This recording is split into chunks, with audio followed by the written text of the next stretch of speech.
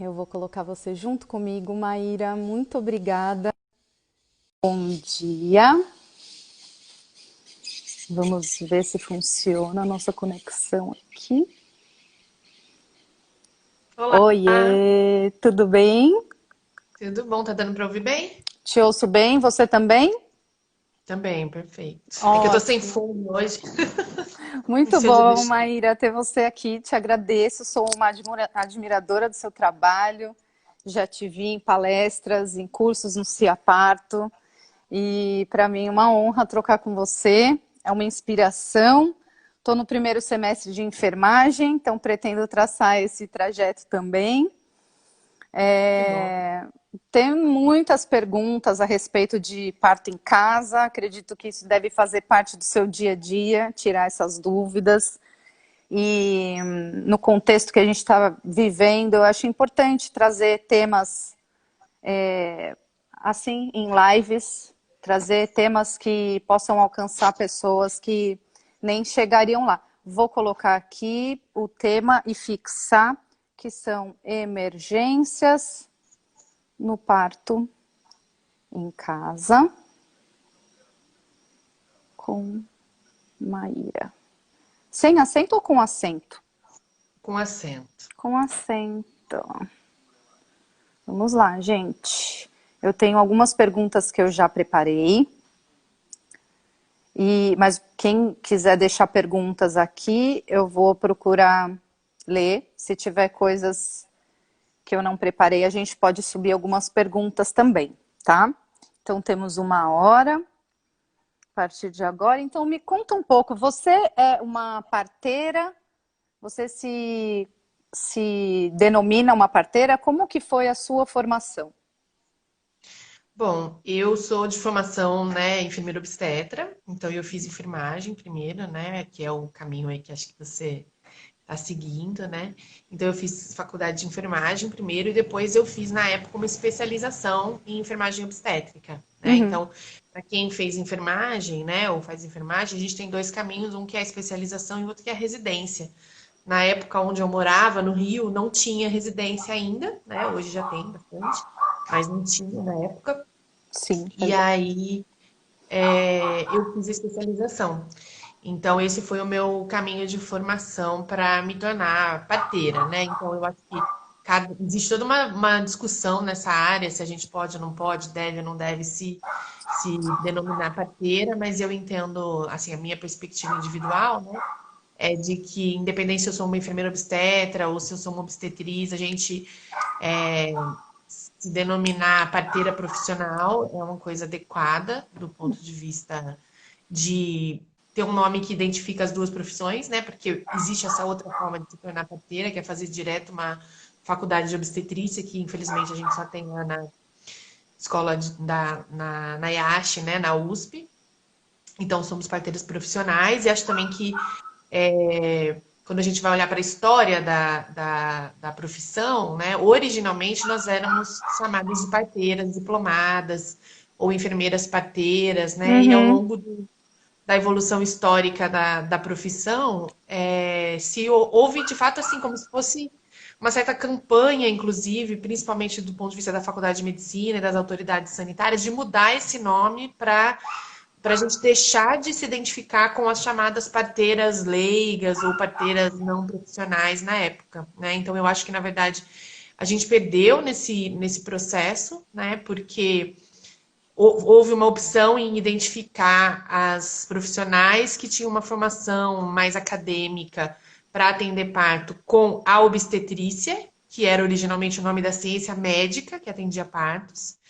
Então a gente deixou de ser parteira diplomada ou enfermeira parteira para ser enfermeira obstetra ou obstetriz, né? uhum. O que é bem diferente, por exemplo, do que acontece nos países de língua inglesa, que a obstetrícia médica não tem nada a ver com o midwifery, que é a ciência, vamos chamar assim, das parteiras, né? Então eu acho que tanto eu não tenho nada contra me identificar como parteira, assim, do ponto de vista que eu não entendo que seja nenhum demérito, mas eu acho também que a gente perdeu nesse processo quando a gente não tem um nome que identifique um modelo próprio de atendimento e a gente tenha ficado, de certa forma, vinculada e um pouco ali é, Confundem, dentro né? Exato, né? Então, não só pela confusão de termos que as pessoas fazem muito, né? De achar que se eu falo que eu sou enfermeira obstetra ou obstetriz, eu sou médica, né? Coisa que eu não sou, nem pretendia, nem fiz essa opção. Mas também porque a gente não tem aqui no Brasil, em português, a gente não tem um nome para a ciência, ou para a arte, ou para o conjunto de conhecimentos que são específicos das parteiras profissionais, porque a gente está dentro da obstetrícia. Aham. Então, eu acho que isso traz assim, do ponto de vista simbólico, filosófico, mas também conceitual, uma perda mesmo, né? Porque fora do Brasil, quando a gente discute, por exemplo, com parteiras profissionais que falam língua inglesa, para elas é muito importante destacar a diferença entre o modelo midwifery do modelo obstetrícia, né? Obstetric. Seria o modelo médico. E a gente não tem aqui essa diferenciação. Uhum. Quem sabe a gente caminhe para isso, né? À medida que vai se tornando mais conhecida a profissão e até mesmo novos cursos de obstetrícia podem Ah, surgir, espero né, que Má? sim. É. Espero que sim. É, a gente ouve uma máxima de que o parto domiciliar é seguro para gestantes em risco habitual, ou chamado baixo risco, né? Que não existe risco zero. Mas o que isso quer dizer? O que quer dizer que é seguro para gestantes de risco habitual? O quão seguro comparado com o quê? Explica um pouco Sim. essa frase, por favor. Então, na realidade, né, a gente, quando vai falar sobre elegibilidade para o parto domiciliar, né, quem pode ter parto domiciliar, a gente sempre bate nessa tecla, né?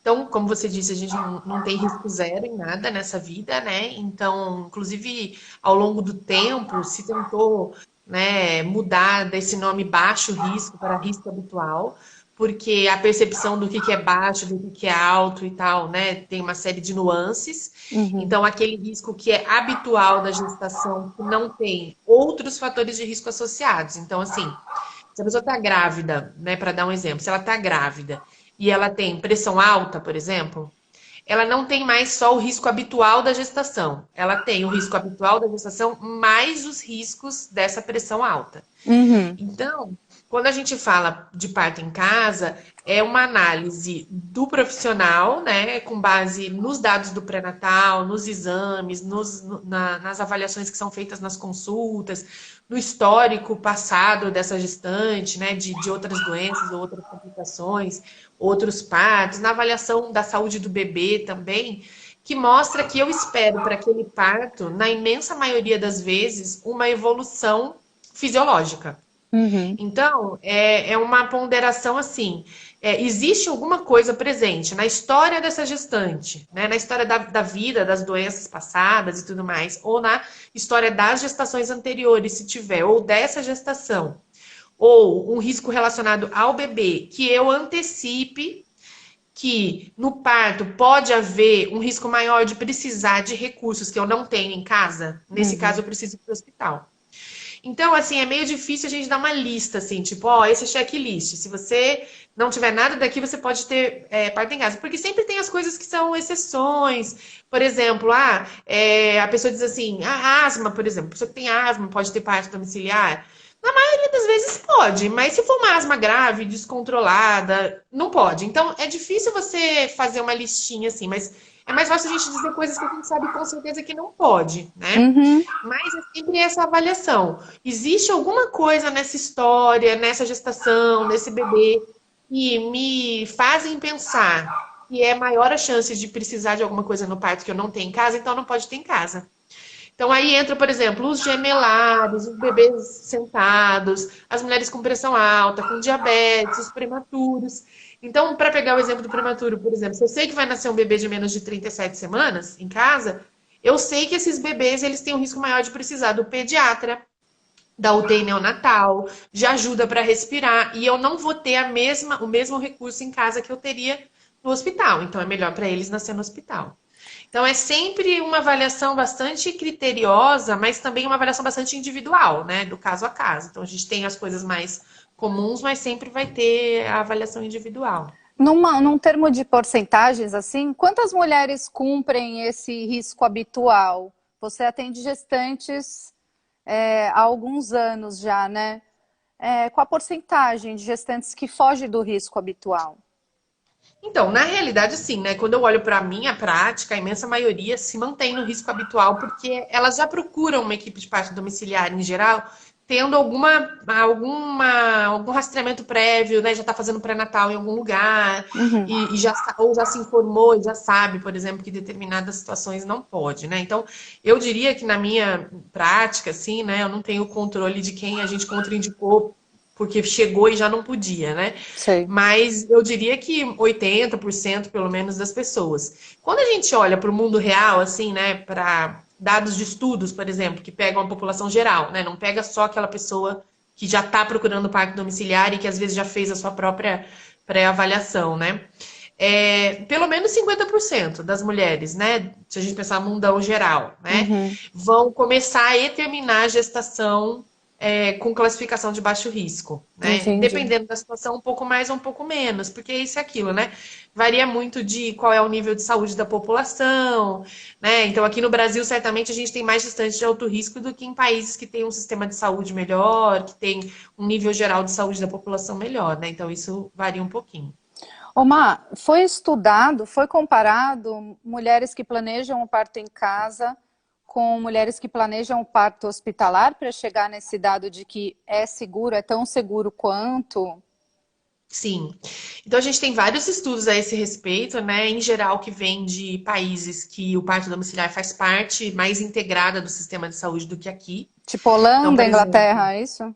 exato. Então, Holanda e Inglaterra são bons exemplos, mas também tem, né, no Canadá, também tem estudo da Nova Zelândia, de outros lugares, que produzem mais dados, porque como você tem uma integração do parto domiciliar dentro do sistema de saúde e o sistema de saúde coleta esses dados, você acaba tendo mais publicações, né? Aqui no Brasil, por exemplo, a gente, como não faz parte do sistema de saúde oficial, fica muito na dependência de cada equipe coletar seus dados, analisar ou não, publicar ou não. Não tem assim essa coisa mais institucional, né? Uhum. Então, nesses estudos, o que eles fazem? Eles comparam mulheres que têm a mesma classificação de risco, então, obviamente, né, para não ter viés, né, não pesar para um lado ou para o outro, eles pegam as mulheres que são de risco habitual e que planejaram em casa, às vezes em alguns estudos que planejaram em casa de parto, como foi o caso no Reino Unido, por exemplo, tem essa comparação, e no hospital.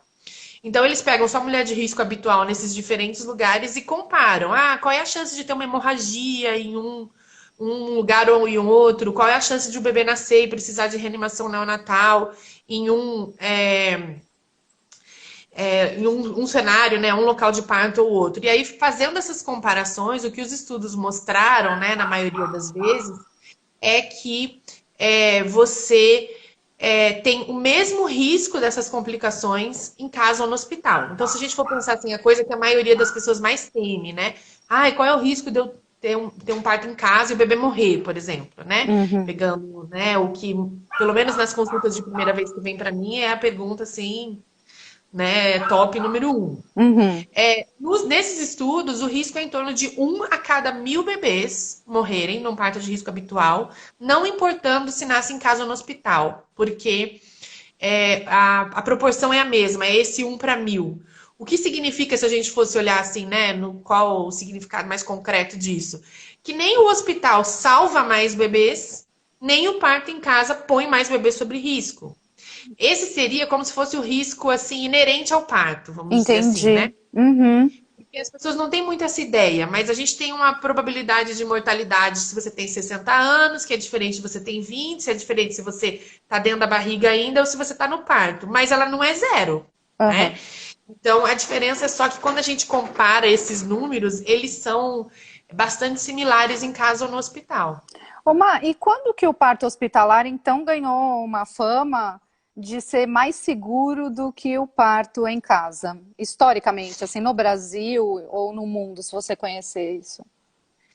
Assim, no mundo depende muito do contexto, né? Então, eu vou falar um pouco mais assim aqui sobre o Brasil, né? Então, eu super recomendo, depois eu posso até mandar para você o link, ou para quem tiver interesse, para você compartilhar com as pessoas. Tem um estudo brasileiro de uma historiadora, né, que investigou isso em particular, Hum. Maria Luísa Motti. É Motti o sobrenome, Tô mas acho que é Maria anotando Luísa. aqui para depois postar nos stories para o pessoal ver, né? Tá, que fala Uhum. justamente sobre a história dessa migração do parto do domicílio para os hospitais, como é que se deu isso. E aí, como ela é historiadora, ela foi buscar os documentos oficiais da época. Então, foi investigar a criação das primeiras maternidades e ver a documentação desse período, os documentos das escolas de medicina. E das escolas de parteira, né, falando sobre essa questão do parto em casa e do hospital. Então, ela investigou São Paulo e Rio, né, as capitais. Uhum. Então, é o cenário, né? Se não me engano, é da tese de doutorado que virou alguns artigos, né, deu origem a alguns artigos. E aí, o que que ela viu, né, nesse processo? Que até mais ou menos meados da década de 40 até meados da década de 50 do século passado, então 1940, 1950, a imensa maioria dos partos acontecia em casa e os hospitais eram vistos como lugares nessas cidades, né? Então, se a gente fosse olhar para o interior ou outros estados, até talvez por mais tempo, Demorou mas ela mais, está aham. falando para essas cidades em particular. E que você tinha uma visão dos hospitais como sendo lugares de doença, de- por um lado, né? E por outro lado, que você tinha nos hospitais, principalmente médicos homens, e que as mulheres não desejavam ser atendidas por esses profissionais. Então, havia uma dificuldade. Ela, quando ela vai olhar para os documentos oficiais das primeiras escolas de medicina das primeiras maternidades mesmo, ela vê, né, uma das coisas que ela observa é a dificuldade em conseguir clientes para os hospitais. Então, abria a maternidade e as pessoas não iam para a maternidade, né? Uhum. Então, o que acabava acontecendo é que ela vê que o principal processo que levou, né, a uma certa até propaganda na sociedade de o hospital como o melhor lugar para nascer, se iniciou principalmente nos hospitais, nas maternidades anexas à faculdade de medicina. Então, ela identificou muitos documentos que diziam assim: os profissionais estão saindo sem saber atender parto porque não tem mulheres para eles atenderem. Uhum. Não tem grávidas, as grávidas não vêm para o hospital. Como é que os alunos vão aprender obstetrícia? Né? Então não era uma demanda da sociedade, não era uma demanda assim, tá morrendo muita gente nascendo em casa, ou tá tendo muita infecção, precisamos tomar uma medida em relação a Foi isso, uma né? demanda Era da uma escola médica. Exatamente. Então, o que Uhum. que ela vê nesses documentos, né? Que as primeiras mulheres que começam a ir parir no hospital são mulheres que as parteiras que atendiam no período identificavam que o lugar que elas moravam não era adequado para parto. Então, pessoas que não tinham casa ou que moravam em ambientes que eram considerados insalubres e que o parto ali não parecia adequado para elas, né? Então, essas mulheres eram encaminhadas para o hospital. Então, mais, né, por questões mais sanitárias, assim, do ponto de vista da condição de saúde da casa das pessoas, de moradia, do que do parto em si, né? E Uhum. depois, com a ausência, né, de cobaias, vamos chamar assim, nas maternidades, ela identifica documentos em que se propõe pagamento, incentivo financeiro para as mulheres das camadas mais pobres da sociedade irem para o hospital, Uhum. porque os médicos precisavam aprender obstetrícia, né? Então, aqui no Brasil, esse processo não foi necessariamente impulsionado pela necessidade das mulheres e dos bebês. Entendi. Né? Então, isso é uma coisa importante, porque as pessoas têm a ideia de que deixou de nascer em casa e passou a nascer no hospital porque era muito perigoso nascer em casa, né? A gente tem que lembrar que a humanidade estava nascendo em casa há milênios, na verdade, né? Milênios. E se a gente for ver historicamente, se a gente for pensar da década de 40 para cá, a gente está falando assim de 80 anos, né? Então, historicamente, 80 anos, se a gente for pensar na história do país, da existência, do mundo, que seja, né, da humanidade, é nada, né? Então, a gente tem uma inversão muito grande, porque a gente ainda tem, né, dependendo da idade do seu avô, sua avó e tal, você ainda tem pessoas que nasceram em casa, que pariram em casa, né? Então, parece uma coisa muito longínqua às vezes, mas é outro dia historicamente, É né? outro dia. É, o que eu É. escuto das minhas tias avós, quando eu fiquei grávida, eu fui atrás da história de parto delas, né? era uma questão de honra tirar as mulheres do ambiente doméstico e levar para o hospital, do tipo, chegou uma inovação aqui, então Sim. vamos, porque o parto em casa ficou com uma coisa de quem não tinha recurso, ou é coisa de mulheres mais pobres, enfim. Mas é interessante esse estudo, né? Como ele vai ganhando argumentos. Vai ganhando argumentos, né? Ela vai disponibilizar o estudo depois, Roberta e Geisa que estão pedindo, mas se você se lembrar Sim. disso, depois a gente posta, porque é bem interessante, né? E eu acho que isso que você fala da história das suas tias-avós, enfim, é muito frequente, né? E o que que a gente vai ver se a gente for pensar assim num recorte social, né, de classe? Se você olha para famílias que tinham mais dinheiro nesse período, né? Então, se eu for olhar para a história do lado materno da minha família, a minha avó materna, ela morava muito no interior de São Paulo, na região de Santa Adélia, Hum, no sítio. Então, ela não morava na cidade, ela morava no sítio mesmo, mas assim, uma fazenda, né? E a família do meu avô, apesar da dela não, a família do meu avô tinha mais dinheiro, né? Era dono da terra e tudo mais. E aí, o que que aconteceu? No ano que ela engravidou, as famílias abastadas da cidade, né, que não era onde ela morava, tinham dado dinheiro para construir uma maternidade na cidade, né, que não existia até então, não existia. Aí, o que que aconteceu? Começou a ser uma questão de status sim, de status. econômico você ir para aquela maternidade. Então, as famílias que tinham dado dinheiro sentiam que aquilo era seu, de certa forma, né? Uhum, Mas também quem não tinha dado dinheiro era uma coisa de status, porque você ia ser atendida, nesse caso, na maternidade, pelas freiras, né? Você sim. não via os médicos, existiam os médicos lá, mas quem atendia os partos, a menos que complicasse, eram freiras parteiras, né? Uhum, Então, no sítio, na fazenda onde ela morava, tinha uma parteira tradicional que atendeu os partos de gerações e gerações das pessoas, que continuou atendendo partos depois dessa maternidade ser inaugurada, só que ela era das camadas mais populares.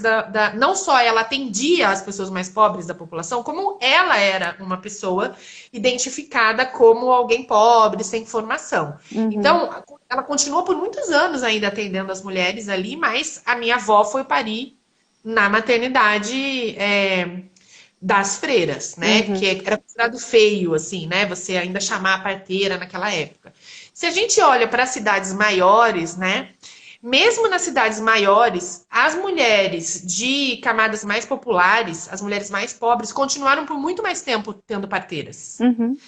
Para você ter uma ideia, eu e a Mari, a gente fez um trabalho numa maternidade lá no Rio, e tinha uma pessoa que trabalhava no arquivo, que entregava os prontuários para gente, para fazer o estudo que a gente estava fazendo, né? E ela tinha, acho que ela falou na época, 50 anos, morava na capital do estado, no Rio de Janeiro, e ela lembrava dos partos de todos os irmãos dela em casa. Porque ela era mais velha, então até quando ela tinha uns 10 anos, a mãe dela ainda tinha filhos. Sim. Então você pensa, você está falando de 40, 50 anos atrás, na cidade do Rio de Janeiro, as pessoas ainda estavam parindo com parteira, né? Sim, foi uma mudança muito rápida, né? Eu acho que várias mudanças desse último século foram muito rápidas, né? Vários saltos. Sim. E você aprendeu a atender parto em casa com quem? É isso? Eu vou aprender isso na faculdade? Ou onde que se aprende? É diferente atender em casa, atender no hospital? Sim. Então, uma coisa importante é assim, infelizmente, até porque o parto em casa aqui no Brasil não é integrado ao sistema de saúde, né? Quando você entra na faculdade, não importa se você está entrando na faculdade de enfermagem, de medicina ou na faculdade, na escola de obstetrícia, né? Lá da USP, não faz parte do programa, do conteúdo, do currículo, a formação para o parto em casa. Uhum. Então, isso tem dois problemas, né? O primeiro problema é que se a gente for pensar assim, em estrito senso, assim, numa lógica mais purista, vamos dizer assim, fisiologia do parto é aquilo que a gente observa quando a mulher está parindo em casa. Uhum. Então, esse é uma coisa importante, né? A gente sabe que, por exemplo, pessoas estranhas, um ambiente que ela se sinta desconfortável, ameaçada, que ela não conheça, um ambiente mais frio, uma série de coisas interferem na fisiologia do parto, né? Isso eu Então, seria aprendi na muito. veterinária, né? Que foi minha primeira Exato. graduação. Exato, perfeito. É excelente analogia. Então, o que que acontece?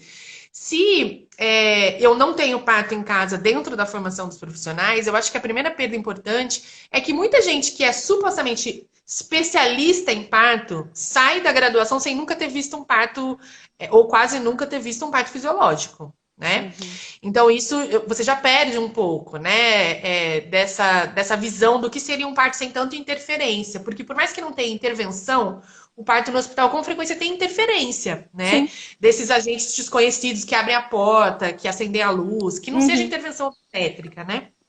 Isso é uma coisa. E a outra coisa é que quando você sai da sua formação, não importando se você é enfermeiro obstetra, obstetriz ou médico obstetra, você só atendeu o parto hospitalar. E eles são totalmente diferentes, né? Uhum. E até para pegar um gancho, né, com o tópico da história né, o tema das emergências obstétricas, uma das coisas que é mais diferente é justamente que se você, por exemplo, for fazer enfermagem, depois você for fazer uma especialização, uma residência, você vai sair da faculdade sem ter atendido autonomamente, da faculdade ou da sua formação de pós-graduação também, emergências. Porque as emergências do hospital são atendidas, na maior parte das vezes, pela equipe multidisciplinar, na maior parte dos lugares.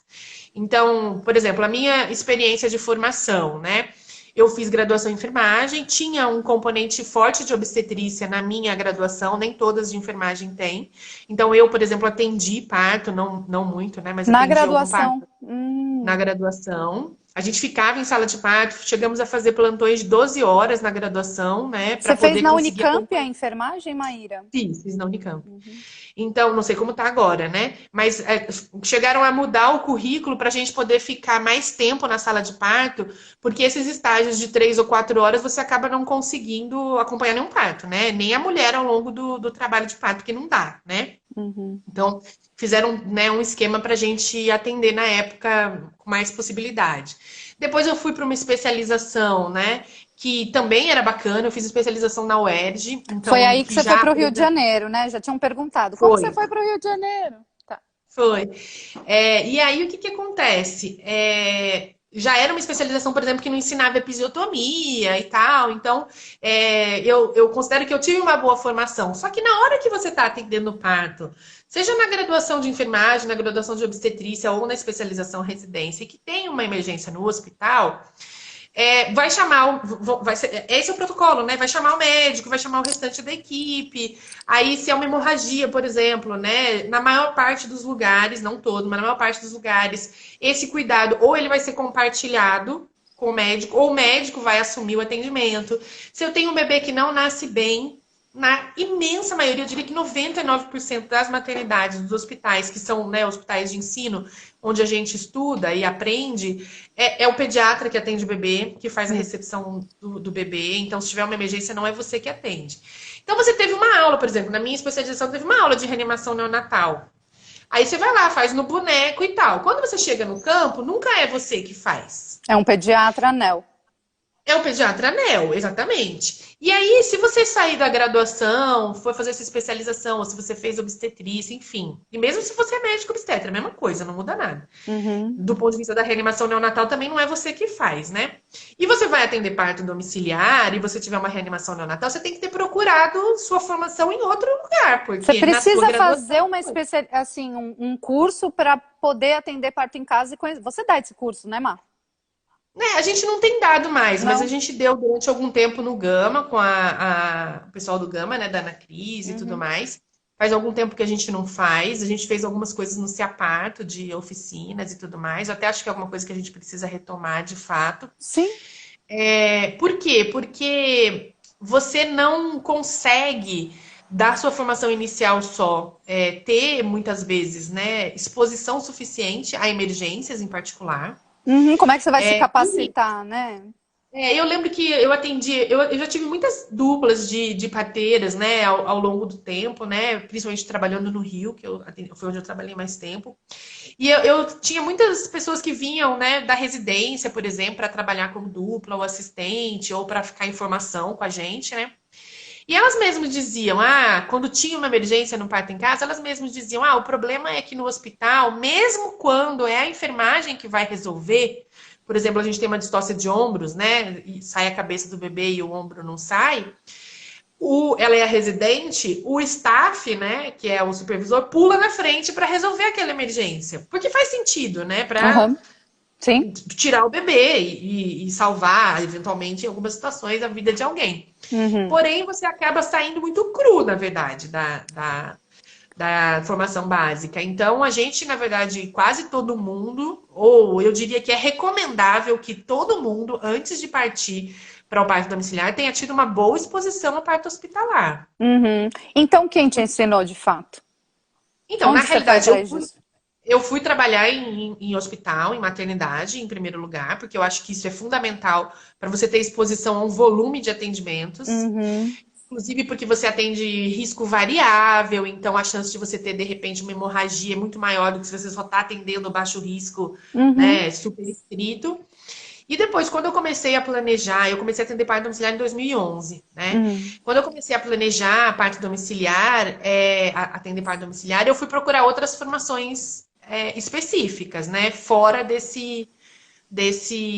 da minha formação básica. Entendi. Então, eu fui fazer, por exemplo, meu primeiro curso de reanimação neonatal nessa época, porque eu tinha feito na especialização, tinha feito alguns nos meus locais de trabalho, mas eu fui fazer o curso com a Karen Strange, que vem, Uhum. né, no CIAPARTO. Na época, eu fui por uma outra razão, de um congresso de outro assunto para os Estados Unidos, e eu fiquei sabendo que ela dava um curso específico para parto domiciliar, específico para parteira que atendia fora do hospital, e eu fui Hum. fazer. O problema é que acaba sendo muito restritivo o acesso a essas formações, né? Essa foi uma das razões pelas quais a gente começou a trazer esse povo para o CIAPARTO mesmo, porque a chance de alguém pegar um avião e fazer um curso nos Estados Unidos é baixíssima, né? Na nossa realidade, acaba sendo muito elitista esse caminho de formação. Sim. Então, eu fui procurando essas formações externas. Então, depois eu fui fazer curso de emergência aqui ou ali e tal. E para mim, particularmente, em específico, para o que eu entendo que seja a minha experiência em emergências, o meu último trabalho em hospital antes de ir para parto domiciliar foi especificamente com emergências obstétricas. Uhum. Então, isso para mim me deu assim uma segurança de trabalhar, né, nesse contexto, de reagir rapidamente em situação de emergência, de trabalhar sob pressão, de enxergar rapidamente os sinais que alguma coisa estão saindo da normalidade, que para mim foi muito útil, né? Eu espero que vocês Então, voltem a dar esse curso. Quando chegar a minha vez, quero fazer. com certeza. E eu acho que hoje eu tive um pouco isso, né? O primeiro parto que eu atendi domiciliar, na verdade, foi da Ingrid, assim, planejado, né? Foi da Ingrid, no Rio, né? Quando eu comecei a atender no Rio. E a Ana Cris seria a parteira dela, né? Uhum. Iria para o Rio para ser a parteira dela. Eu já trabalhava em hospital e tudo mais. Só que a Ana Cris não chegou a tempo no parto. Então foi o primeiro parto que eu acompanhei domiciliar, assim, planejado para ser domiciliar na época, depois que eu me mudei para o Rio. E aí, logo na sequência, a Valéria Ribeiro, que é uma grande amiga minha, que é fotógrafa lá no Rio, Que teve 3 cesáreas ela. anteriores, Não, né? não, essa é a Vanessa. A Valéria tinha Ah, três tá. partos. Tá. Tinha três partos normais anteriores no hospital e ela queria muito um parto domiciliar. E aí ela foi no grupo que a gente coordenava na época, o ISTA, e ela ficou sabendo que eu tinha atendido o parto da Ingrid e falou assim: Olha só, eu nem sei o que você faz, eu nem te conheço, você nem me conhece, mas você vai atender meu parto em casa. Porque eu já tive três partos normais no hospital, tô grávida do quarto, não vou pro hospital, então você se vira aí. E eu não estava atendendo oficialmente na época, né, em Aham. casa. E aí, nesse dia, por acaso, tinha ido pela primeira vez no ISTA uma parteira alemã que estava morando no Rio. Olha. E tinha 25 anos de experiência na Alemanha com parto domiciliar e casa de parto. Trabalhava num esquema lá que você era como se fosse funcionária, né, da casa de parto, mas se naquela região as mulheres quisessem parto domiciliar, a equipe da casa de parto se deslocava para atender. Uhum. Então, isso aí calhou as coisas e aí eu comecei a atender com ela, na realidade, né? Então, eu acho que esse é um caminho muito útil para as pessoas, ter um parceiro experiente. Então, você Joia. faz os cursos e tal, mas você tem um parceiro experiente, alguém que já atende parto em casa, integra uma equipe, de repente, que já está em andamento para você aprender, porque eu acho que acaba sendo o caminho mais viável aqui no Brasil mesmo. E é um caminho muito generoso também das parteiras mais experientes abraçarem as aprendizes e ir passando e aos poucos ir abrindo. Eu vejo isso em Ubatuba também acontecendo assim, né? Aí entra uma ligação, desculpa. Tá. E vai passando para as outras obstetrizes e aos poucos elas vão entrando no contexto mesmo, né? Sim. Má, o que que precisa aprender? Então vamos diretamente à pergunta. O que que pode dar errado? Você falou sobre distócia de ombro, sai a cabeça, não sai o ombro. Essa é uma das Sim. coisas. Você falou sobre hemorragia pós-parto, mas no geral, assim, o que que pode acontecer num parto em casa planejado? Ou seja, a pessoa já é de risco habitual, já tem um pré-natal em dia, começou o parto, o que que pode fugir? O que que pode acontecer? O que que ainda dá para corrigir em casa ou que vai precisar de hospital? Sim, então, na verdade, assim, eu vou citar os mais comuns, porque tem as coisas, né, que Sim. são exceções, as exceções, né? Uhum. Então, eu diria que é justamente a distócia de ombros, né? Isso que a gente falou. Então, nascer a cabeça e o ombro ficar preso na pelve e aí precisar de manobras para sair. E essa As manobra hemorragias faz em casa. faz. Tem que fazer na hora, na verdade. Aí é questão de minutos. Você tem, segundo os estudos, 7 minutos para tirar o bebê dentro dali, né? Então, na realidade, tem que ser a parteira que atende parto em casa, tem que saber resolver distócia de ombro. Você tem 7 minutos para tirar o bebê antes dele ter sequelas neurológicas. Então, é Uhum. bem rápido mesmo, né? Então, isso é uma coisa importante. Então, a distócia de parto, Me ligar, desculpa. tá? Não sendo emergência, né? Não é uma emergência e eu acompanhei 50 partos em casa. E eu já vi uma distócia de ombro. Então não é uma coisa assim tão incomum, né? Precisa aprender a corrigir isso aí. Precisa. Na verdade, é considerado obrigatório, né? Qualquer pessoa que atenda Tá. parto, não importa se é em casa ou no hospital, tem que saber resolver distócia de ombros, não pode ter dúvida em relação a isso, né? Então, tem que estar na ponta da linha, na ponta da língua, afiadíssimo para fazer a resolver a distócia de ombros de fato. Então, a distócia de ombros, Tá. as hemorragias pós-parto, Uhum. então, podem acontecer em casa. Existe, às vezes, um entendimento das pessoas, né? Ah, não, hemorragia pós-parto só acontece no hospital porque usa ocitocina. Hemorragia pós-parto só acontece no hospital porque fazem intervenção. Não, existe hemorragia pós-parto sem fator de risco e Uhum. sem aviso prévio que pode acontecer em casa, sim. Eu já tive hemorragia pós-parto em casa. Mas de fato o Tanto, risco é maior quando você associa com sim, hormônios, ocitocina. Tá. sim. Entendi. Sim. O risco é maior no hospital, né? Tem até estudos sobre isso, mas isso não significa que é zero em casa. Então, você pode ter uma hemorragia pós-parto em casa, né? Eu já tive hemorragias pós-parto, a pessoa não tinha nenhum fator de risco, nada aconteceu. E a gente tem que lembrar ainda que tem dois fatores de risco para hemorragia pós-parto que sempre podem acontecer em qualquer parto, que é parto muito Hum. longo ou expulsivo muito longo, parto muito rápido ou expulsivo muito rápido. Então, isso significa que a pessoa pode não ter nenhum outro fator de risco na vida e ela está no processo de trabalho de parto e ela apresenta este fator de risco. Então, eu não tenho como selecionar antes quem vai ter parto rápido, quem vai ter parto lento, né? Então, precisa estar preparado para atender hemorragia pós-parto, sim. Então, Em hemorragia alguns pós-parto, casos você resolve, você consegue resolver em casa. Em alguns casos, por conta da hemorragia, vai precisar transferir.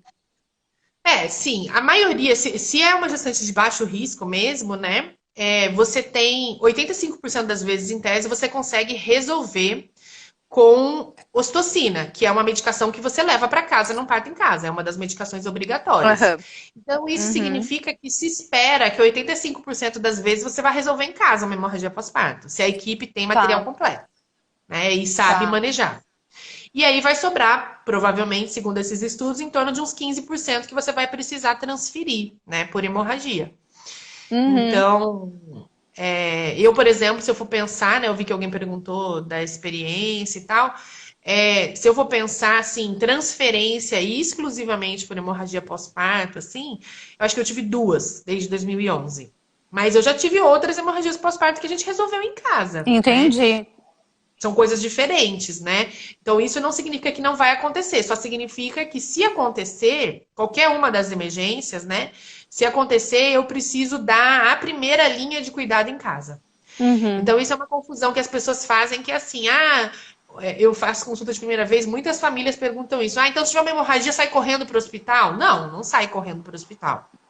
Atende a hemorragia em casa, aquele sangramento aumentado, né, pós-parto, em casa, faz a primeira linha de cuidado, que seria ocitocina, soro, massagem, né, tem o protocolo. Tá. Esta primeira linha de cuidado não funcionou, vamos para o hospital. Para todas as emergências, na realidade, né? Uhum, uhum. Então, o profissional que atende parto domiciliar precisa estar habilitado para fazer essa primeira linha de atendimento. Porque eu não posso, é totalmente inadequado alguém ter, por exemplo, uma hemorragia em casa, um sangramento, a equipe botar a pessoa no carro sangrando e levar para o hospital. Não pode. Eu preciso Precisa estabilizar em casa. primeiro estabilizar em casa. Uhum. Então, Estabilizo, faço a primeira linha de cuidado. então, isso que é importante que seja uma equipe treinada, né? Que seja uma Ah, equipe sim. habilitada. Por exemplo, eu sou doula. Não posso fazer nada disso, não sou treinada para fazer nada disso. Se eu me meto a fazer alguma coisa disso, eu estou exercendo ilegalmente medicina, certo? Eu nem diria que é medicina, porque são procedimentos que a enfermagem, por exemplo, Eu não também tenho nem poderia acesso fazer. a essa medicação, nem nada, É, né? Uhum. é. Então, o que que acontece na realidade nesses casos, né? É que se você não tem não só a formação técnica, também não adianta ter só o diploma da faculdade, né? A Uhum. formação técnica, a habilitação, o seu Corém, seu CRM, enfim, aquilo que é necessário legalmente para atuar. Mas também você precisa ter, de preferência, experiência, o que significa que você vai ter que ter trabalhado antes em hospital, casa de parto, em algum lugar, para ter experiência, na maioria das vezes, cursos de formação. Então, a Uhum. gente aqui no Brasil não tem uma legislação sobre isso, mas em muitos países, para você atender parto domiciliar, além do requisito de você ter uma formação específica, você precisa apresentar anualmente sua certificação de emergências obstétricas, sua certificação de reanimação neonatal. Você Uhum. precisa, às vezes, ser auditada se o seu material está completo, qual é o Uhum. protocolo que você usa para cada coisa. Então, isso garante que, se porventura acontecer uma emergência, aquela equipe que está ali na casa para atender, ela dá conta do que é esperado tecnicamente dela, né? Então, se, por exemplo, você é doula e resolve atender parto domiciliar, né? Não faça isso. Mas se vamos Não. dizer que a pessoa tem essa ideia em casa. Eu sou doula, vou começar a atender parto domiciliar sem parteira, sem médico, sem enfermeira, sem ninguém. Ou, vou fazer um curso de 15 dias, 20 dias e depois vou acompanhar 2, 3 partos com alguém e vou me intitular parteira. O que eu diria é que, mais do que a questão legal, que é importante, né? Então, tem a questão do conselho, tem a questão legal, do exercício legal das profissões e tal, mas é assim, é a sua responsabilidade moral, ética e humana com aquelas pessoas, né? Sim. Se eu tiver uma hemorragia pós-parto é a principal causa de morte materna no mundo. E eu não posso, de jeito nenhum, ter uma hemorragia pós-parto em casa e ninguém que está ali ser habilitado para resolver essa hemorragia pós-parto. Uhum. Você corrige em casa, você tenta estabilizar em casa. Se não estabilizar, você tem que estar a uma distância de quanto de um hospital? Idealmente, 30 minutos entre você decidir pela transferência e você estar dentro do hospital. Aham. O que acaba, às vezes, por exemplo, contraindicando partos em lugares muito remotos, que você não tenha como acessar um hospital nesse tempo, né? Sim, sim. Isso é muito importante, porque o que que acontece, né? A gente se planeja tudo que a gente planeja para um parto domiciliar, a gente planeja sabendo que a maioria dos partos vai dar certo, a Uhum. maioria dos partos não vai ter emergência, só que a equipe está lá para quando tem. Então, eu não posso me dispor a atender um parto e, se tiver uma emergência, eu não ter nada para oferecer para a pessoa sobreviver ou passar melhor por aquele processo, né? Então, isso é uma coisa que eu falo que eu entendo que existe uma questão legal, né, dessa coisa do exercício e tal, mas mais do que isso, é como é que a pessoa põe a cabeça no travesseiro, sabendo que ela tá saindo de casa para atender o parto e ela não tem material, ela não tem formação, ela não tem experiência para resolver um problema que, se o bebê, por exemplo, vier a morrer num parto assim, poderia ter sido salvo por alguém que tivesse essa experiência, essa formação. Uhum. Para No mim, caso isso é da uma coisa hemorragia pós-parto, o risco é da mulher, é um da risco de mulher. óbito para ela, ou de choque, ou de outra sequela, perder Isso. o útero. Sim, perder o útero, chocar, Aham. convulsionar por conta de falta de oxigênio no cérebro, morrer. Então é óbvio que essas são situações dramáticas e muito raras. Só Uhum. que a ideia é, se eu tenho, por exemplo, vamos pensar na hemorragia, né? Vamos dizer que eu tenho assim, eu tenho uma medicação, que é a ocitocina, que eu posso usar como parteira, que resolve 85% das hemorragias pós-parto. Se eu vou para um parto e não levo, porque eu não posso usar, porque eu não tenho autorização legal para usar, isso significa que nos casos que tiver hemorragia pós-parto, 85% das vezes essa pessoa em 1 minuto, 2 minutos, 4, 5 minutos, ela estaria bem em casa. Entendi. Se eu não tenho medicação, se eu não tenho recurso, a Aumenta o pessoa às risco. vezes não, a pessoa às vezes não vai morrer, mas ela, por exemplo, pode ter inclusive uma transferência desnecessária. A Uhum. pessoa poderia ficar na sua casa com o seu bebê e às vezes ela vai ser maltratada no hospital porque teve um parto domiciliar e tal, por uma coisa que eu resolveria facilmente com uma equipe capacitada, Eu né? acho isso muito legal porque responde aquela pergunta, né? Para quem deseja um parto domiciliar, conheça a sua equipe, faça essas perguntas. Você já teve uma distócia de ombro, sabe corrigir? Você sabe corrigir uma hemorragia pós-parto? Eu sempre falo isso para as gestantes que me procuram, né? Como é que eu escolho equipe? Faz essas perguntinhas, já sabe reanimar um bebê? Porque a gente não falou disso também, né? Quais os riscos pro bebê? O que pode dar errado nesse nascimento, além da distócia de ombro, dele nascer mal, dele precisar ser reanimado? Como é isso? Então, né, para a gente fazer a lista, né, da mãe Ah, seria hemorragia pós-parto, distócia de ombros, as principais, e retenção da placenta, a placenta não sair depois do parto, que está bem uf. próxima da hemorragia, né? E do bebê, a gente teria duas. Uma antes de nascer, que são as alterações da frequência cardíaca, começar a cair, né, os batimentos do bebê de forma preocupante durante o trabalho de parto. Uhum. E o bebê nascer e precisar de auxílio para respirar, que é o que a gente chama de reanimação neonatal. Tá. Então, essa seria a lista das coisas mais frequentes que podem acontecer de fora da normalidade num parto domiciliar, né? E Uhum. aí, para o bebê, se a gente for olhar, né, para os bebês de baixo risco em particular, você espera que a imensa maioria não precise de auxílio para respirar quando nasça, né? Então, que assim, mais de 90% vai nascer e vai para o colo da mãe, vai chorar, vai ficar rosa, vai ficar ótimo, não vai ter problema nenhum. Uhum. Mas eu preciso estar lá capacitada, preparada e com material completo para as exceções, né? Então pode ter reanimação neonatal. Na minha experiência, por exemplo, eu acho que reanimação mesmo, que a gente chegou a pegar o ambu para fazer ventilação em parto em casa, eu Hum. acho que eu tive uns 3 casos, talvez, de 2011 para cá, né?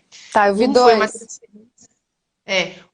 dois. transferência, assim, uma transferência estável, mas o bebê depois da reanimação voltou, ficou tudo bem, só que respirando bem mais rápido, então acabou indo para o hospital para avaliar uma taquipneia, né, que é o nome técnico que a gente dá, e outros Hum. dois. Eu tenho que olhar porque eu faço essa estatística, mas eu não lembro de cabeça. Estou me lembrando agora de 3 casos de reanimação neonatal que a gente chegou de fato a precisar ventilar, né? Porque tem aqueles que o bebê nasce precisando de ajuda, mas se você esfrega e tal, né? Não Estimula, que a gente fala. estimula.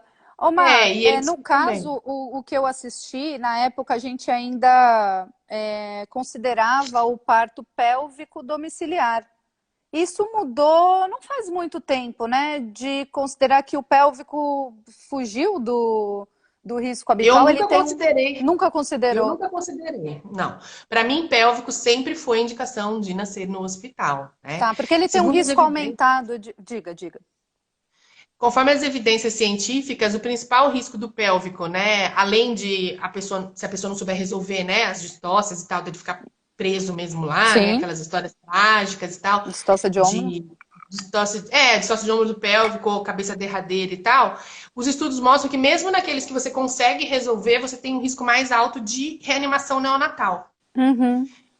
Então entra naquilo que eu falei lá no comecinho, que é uma situação que eu já antecipo um risco maior de precisar de um recurso que eu não poderia oferecer em casa. Uhum. Então, bem, Por quê? Porque se nascer no hospital, tem o pediatra, tem a intubação, tem a UTI neonatal, tem o respirador e tal. Em casa, a gente tem dois problemas. Primeiro, que eu não tenho tudo isso tão rápido. Uhum. Segundo, uma parteira domiciliar, por melhor que ela seja, e eu tô falando de um lugar bem confortável, porque primeiro que eu acho que eu tenho uma boa formação, uma boa experiência e tudo mais. E, por exemplo, reanimação neonatal, eu dou cursos de reanimação neonatal. Então, eu faço simulação de reanimação neonatal, às vezes, tipo, com centenas de pessoas, várias vezes ao ano. Então, eu super confio nas minhas habilidades de reanimação neonatal. Tá. Porém, eu não faço isso todo dia porque eu atendo risco habitual. Então, se uma parteira domiciliar está fazendo muita reanimação neonatal, ela está fazendo alguma coisa errada. Ou ela está atendendo mulher de alto risco e bebê de alto risco e não está sabendo triar no Criar. pré-natal. Uhum. Ou ela está reanimando gente que não está precisando, porque é para ser raro reanimação no risco habitual. Ô, Então, se eu sou Mal, uma parteira. Ah, tem um delay, eu acabo te interrompendo, mas ah, desculpa. Existe uma imagina. evidência de que com o uso de medicação, psicotrópicos, antidepressivos, o bebê pode nascer mais deprimido também? Isso faz parte da Sim. triagem. Uhum. Sim, eu, por exemplo, não atendo mulheres que tomem antidepressivo na gestação, né? Tem outras classes de medicações, mas aí falando da mais frequente, que é os antidepressivos, porque existe uma evidência sinalizando o aumento do risco de dificuldade na transição do bebê. E Uhum. aí, era isso que eu ia falar. Por melhor que eu faça a reanimação neonatal, eu não faço tanto quanto o pediatra neonatal que atende bebê não tem neonatal, que atende bebê de alto risco. Então, se eu precisar de uma reanimação num pélvico, por exemplo, né? Eu sei que eu tenho um profissional que está muito mais habituado a fazer isso no dia a dia, né? Então, eu, por exemplo, considero que esses bebês precisam nascer no hospital por essa razão. E tem Perfeito. uma outra coisa muito importante, né? São raríssimas as pessoas no país que estão habilitadas para atender parto pélvico. Uhum. Raríssimas mesmo, né? Então eu faço oficinas com a Mari de treinamento de profissionais para atender parto pélvico. Mesmo quem trabalha em maternidades de alto fluxo, você acaba tendo uma exposição pequena a parto pélvico, porque só 3% dos bebês chegam pélvico no final da No gestação. final, te mandei uma que deve te procurar hoje. A maioria das mulheres vai optar por uma cesárea, não vai optar por um parto pélvico, vaginal. Sim. Então, assim, eu atendi 2 pélvicos, 3 pélvicos na minha vida, vou atender em casa, não é uma boa ideia, né? Uhum. Eu fiz um curso de reanimação neonatal ano passado, mas o último bebê que eu reanimei tem 4 anos. Não é uma Uhum. boa ideia eu ser a pessoa que vou atender um bebê que já se sabe que tem um risco maior de reanimação neonatal, né? Uhum. Então, eu Entendi. nunca considerei. Tá certo. Mas eu acho que tinha uma inocência, talvez, na época, não foi nenhuma irresponsabilidade, eu acredito. Enquanto doula, né? Enquanto Sim. doula. A gente tem 10 minutos. Ai, não, a gente tem 6 minutos. Respira, porque ainda tem umas duas contrações. A sua taxa de transferência de parto em casa para hospital, quantos partos em casa você atendeu e qual você tem uma taxa pessoal? Você estudou esses números? Eu estudei. Eu acho, a última vez que eu atualizei, eu tenho uma planilhazinha, né? Que eu confesso que depois que eu vim aqui para Botucatu, onde eu tô morando, eu dei uma parada de atualizar. Eu tenho os dados nos prontuários e tal, mas eu parei de atualizar. Hum. Eu não vou me lembrar agora de cabeça, mas acho que tem uns 200 partos, se não me engano, na estatística, né? Planejados para ser em casa, nem todos nasceram em casa de fato, né? Uhum. Teve as transferências. E a última vez que eu fiz a atualização, eu acho que a gente estava em 11% de transferência. Tá. Isso considerando quem chegou ao termo, né, que é o que a gente faz geralmente. Chegou ao termo elegível, não está contado aí quem subiu a pressão antes ou quem teve Sim. diabetes gestacional, né? Chegou ao termo elegível e aí, de repente, não foi emergência, né, mas precisou transferir por alguma razão. Entendi. Como acolher esses 11% de famílias e de mães que planejam um parto domiciliar e têm desfechos desfavoráveis ou por precisar de uma intervenção, de uma correção durante o parto, ou por situações mais graves de perda? O que você tem a dizer? Como é que a gente acolhe e ouve essas histórias, né? Porque muitas têm medo de contar esse desfecho, né? Eu acho que assim, em primeiro lugar, que quando você cria, né, um ambiente de fato acolhedor, e aí, independente se é no vínculo pré-natal, ou se é no grupo de gestante, de repente, para quem tem grupo de gestante ou grupo de puérpera, sei lá. Uhum. Você cria um ambiente realmente em que a pessoa se sinta confortável para contar essa história, né? As pessoas voltam e contam, né? E elaboram isso, às vezes, até inclusive no grupo. Então, eu lembro de algumas mulheres que eu atendi que tiveram transferências bastante sofridas para elas, né? Não necessariamente por emergência, mas seja lá pela razão que for, mas elas tinham, né, queriam muito um parto domiciliar e aquilo não foi possível, ou às vezes foi transferida e sofreu violência obstétrica no, né, no serviço que atendeu e tudo mais, e que elas puderam usar tanto o espaço das consultas pós-parto quanto dos grupos, né, de gestante ou de pós-parto para fazer essa elaboração. Eu acho que os profissionais que atendem parto, gestação, enfim, pós-parto, eles deviam fazer formações específicas para se capacitar para atender o luto, para atender o trauma, para atender a perda e tudo mais de uma forma sensível. Uma coisa que a gente tem feito, por exemplo, né, desde sempre nas equipes que eu atuei até hoje, e que para mim é muito relevante, assim, se a mulher ela tem uma transferência, a gente mantém 100% do acompanhamento pós-parto igual a gente faria em casa, às vezes até mais. Então, a gente faz um acompanhamento que é 24 horas pós-parto, 72 horas pós-parto, 7 dias pós-parto. Na primeira semana de vida, quantas vezes forem necessárias, consultas Sim, a mais, depois mais 30 dias, né? Então, a gente mantém a mesma coisa. Se a pessoa, por exemplo, tem uma transferência intraparto para o hospital, a gente volta para casa, se a família autorizar, né? A gente pede a chave, volta para casa e arruma a casa toda para a uhum. pessoa não para uma casa com uma piscina cheia que está lá 2 dias, para tudo aquilo que foi tão, né, difícil às vezes de passar. Uhum. E a gente vai quantas vezes forem necessárias fazer esse suporte, né? Acho que isso é fundamental. Eu já tive alguns casos, né? Não, eu nunca tive, nunca atendi nenhuma morte neonatal, intraparto, em parto domiciliar. Atendi já reanimação neonatal, transferência, nem nada grave da mãe. Mas eu já Uhum. tive, por exemplo, gestantes que a gente estava acompanhando e que tiveram óbito fetal inexplicável, ou que foram transferências por outra razão, né? Um caso de uma pessoa bem próxima, inclusive, foi uma transferência por hipertensão na gestação, nem foi intraparto, e que o bebê depois veio a se descobrir pós-parto que tinha uma cardiopatia e morreu pós-parto. Então a gente precisa ser muito sensível para Sem isso, né? dúvida, porque é um desejo muito forte para quem se prepara e é difícil elaborar tudo isso sozinha, né? Mas a gente tem 1 minuto. Eu quero te agradecer grandemente. Pretendo deixar isso salvo e subir para o YouTube também, fazer outros conteúdos, pílulas, para que a gente divulgue isso. Eu tô, assim, muito feliz com a sua generosidade de compartilhar a sua imensa experiência. Teria outras perguntas, mas eu acho que a gente pode ter outras oportunidades, porque não vale a pena te dar 1 minuto para responder qualquer coisa, mas quero te dar 1 minuto para dizer o que você quiser de considerações finais. A palavra é Sim, tua. o que eu diria, assim, de modo geral, é que o parto domiciliar é uma opção segura para as mulheres que são de risco habitual, que têm uma equipe capacitada e experiente, que planejam adequadamente esse parto, desde a gestação, transferência, para onde vai e tudo mais, que tem o material completo. E que para isso ser seguro, justamente como você mencionou, é preciso que as famílias questionem, né, essa experiência, esse material, essa formação, que isso seja